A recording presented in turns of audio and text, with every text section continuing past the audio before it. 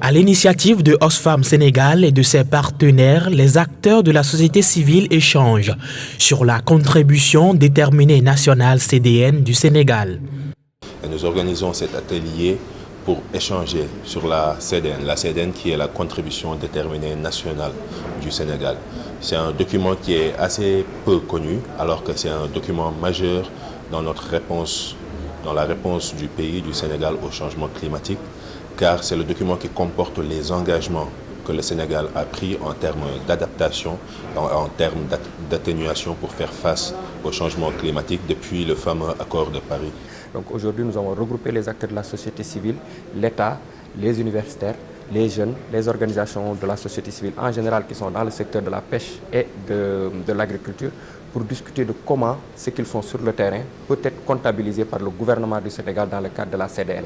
Le but est d'identifier les secteurs prioritaires d'intervention des acteurs de la société civile pour leur contribution dans la mise en œuvre de la CDN du Sénégal. Les secteurs primaires qui sont concernés, l'élevage et la pêche.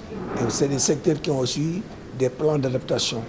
Il faudrait maintenant que ces plans d'adaptation soient en tout cas pris en compte dans la contribution nationale déterminée et encore que ces plans nationaux puissent être acceptés dans les grands débats des conclusions de ces assises ou de ces COP que nous constatons. Les politiques ont un rôle important à jouer dans cette perspective.